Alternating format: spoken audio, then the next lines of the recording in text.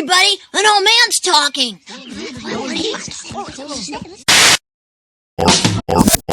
Art 101 with Mr. Burgher.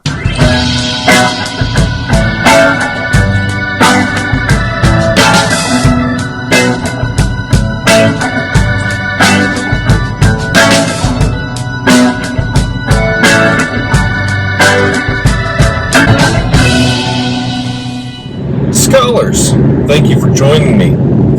Art 101 with me, Mr. Burgher. Now, I'm a professional artist and master educator attempting to bring you the best in art historical content.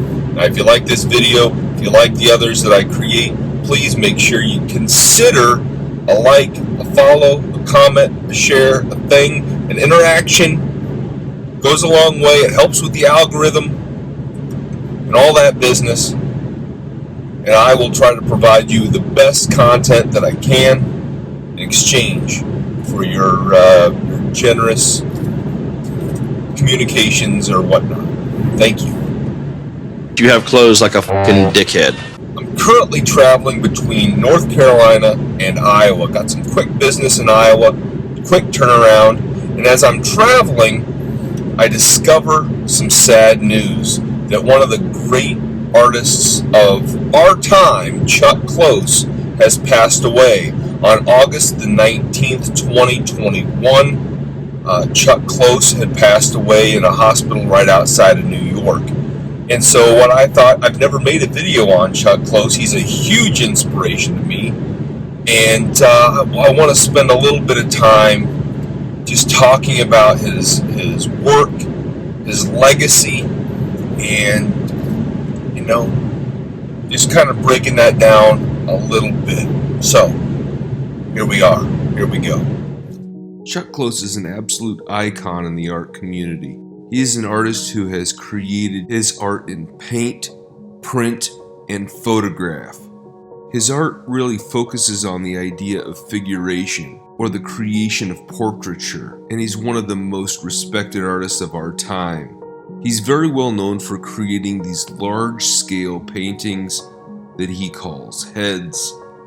Using the words of Chuck Close, he was born a poor white trash kid from a mill town in Monroe, Wisconsin in the year 1940. As a dyslexic and unathletic student, he was picked on and had very few friends. Long before I was physically disabled, I was learning disabled. I wasn't any good in school, and I wasn't an athlete. And was told not to even think about going to college. I couldn't add or subtract, never could memorize the multiplication tables, was advised against taking algebra, geometry, physics, chemistry. Since I was good with my hands, I was advised to aim for trade school, perhaps body and fender work. Because he was seen as an outcast, he became a bit of a loner, but he loved taking art classes and he was quite skilled. He would draw his friends and gained a reputation as a pretty good artist in the school.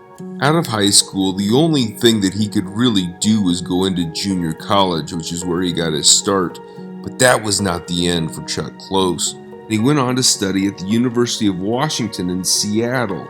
He then went on to graduate from Yale University, where he received an MFA studying under artist Gabor Paterdi. In those early years of his career, he worked in a style that most would call photorealism. At the age of 32, he got his first big break into the art world when he was working on a series of prints, and one of those was bought by the Museum of Modern Art in New York. I was born to be a star. Now, starting in the 1970s, he made several etchings, lithographs, and other means of printmaking, which were largely his head-type works. In 1988, Close had a spinal blood vessel rupture. This rupture resulted in 6 weeks of intensive care, and Close would suffer permanent partial paralysis and very limited mobility in his legs that would evolve into complete disability of his legs. My father died when I was 11, and that was a tragedy of my life. A horrible thing to happen when you're so young. Oddly enough, there was a gift in this tragedy. I learned very early in life that the absolute worst thing can happen to you and you will get past it, and you will be happy again. For many artists, this might have been a career-ending event, but after his paralysis, with the backing of his family, he was motivated to continue his career as an artist.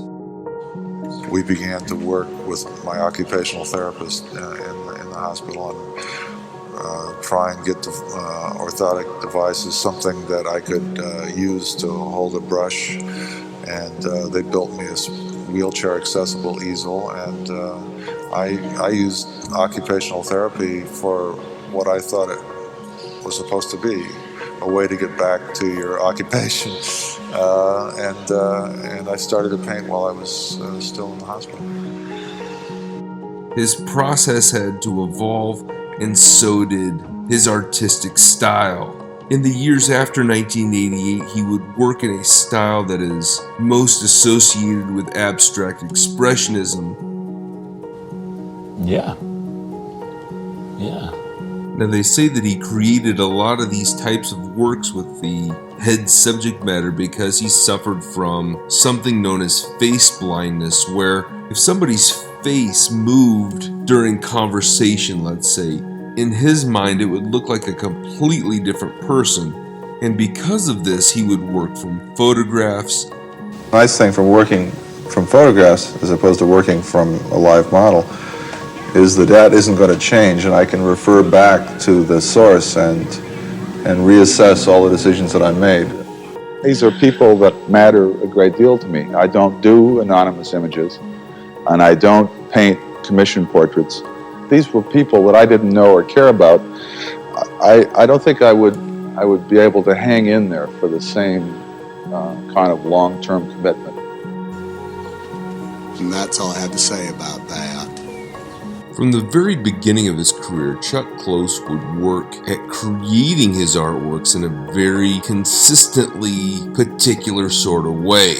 He would first begin by taking a photograph of the head that he was going to construct. The photo is created and then a grid is laid on top so that he could divide up the picture plane a little bit more easily.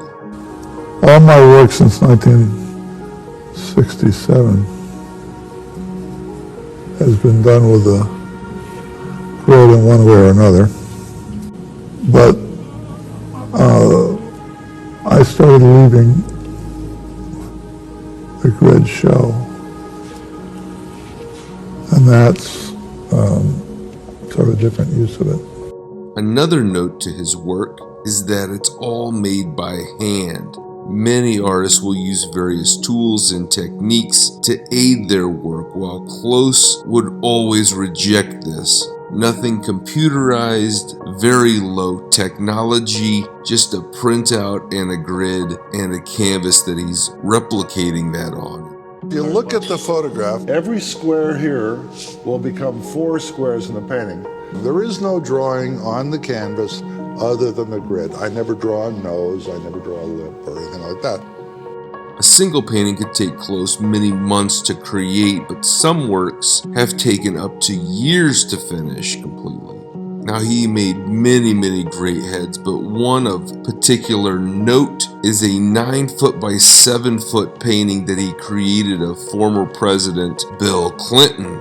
Close was invited to the White House by Clinton 10 times and was even awarded the National Medal of the Arts by President Clinton. He asked for permission to create a portrait of him after taking one of his large format Polaroid photos. Although the work was bought by a private owner, the owner has agreed to will the painting to the National Gallery of the Arts in Washington, D.C. after their death. As you wish. As an artist, I respect Chuck Close's work very much, but I also identify with his personal struggles as a dyslexic individual. Art is an area that can drive and motivate us in amazing ways. Mr. Close's success inspires me, and I feel like I could also inspire other students despite any disability. I kind of wish I had the opportunity to speak with Chuck Close about his feelings of art history and his personal journey. And it's a little bit like an architect picking a brick. You stack up the bricks one way, you get a cathedral. You stack up the bricks another way, and you get a gas station. Later in his life, between 2005 and 2017, he was accused of some sexually inappropriate activity where he would disparage women models. He made some kind of crude comments speaking about models' bodies and things of that sort, which were very inappropriate. And I'm not going to make excuses for him or anybody else, but it also has come out that around this time that he was diagnosed with having dementia and Alzheimer's disease. I'll tell you, across the spectrum of family, I've known many loved ones that have suffered from this horrible Alzheimer's disease and neurological diseases like this, and anything that we can do to help rid the planet of this is really, really necessary. I encourage you, if you're in a position or if you're so inclined, go down into my description and you will find a link to the Alzheimer's Association. They'd love to hear from you. They'd love your help and support to rid the planet of this horrible disease. Due to his degenerative cognitive abilities impacted by dementia and Alzheimer's disease, it is without question in my mind that this is more of a result of the disease than something that he would typically do or typically did, and quite frankly out of character. In my mind, the allegations are more about his disease than about something that he would have typically done. But again, I'm not going to make excuses. That's just how I see it. Tell you what, artists, like all people, you take the good with the bad, and we're all people. We're all fallible, and we just got to go forward and learn and do better. So, thank you for letting me tell you a little bit of that story, and we'll see you on the next one.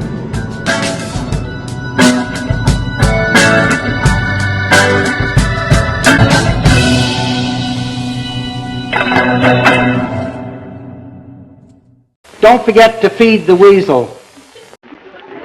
The weasel? Yes, the weasel. What does she want with that? She said no artist can paint without one.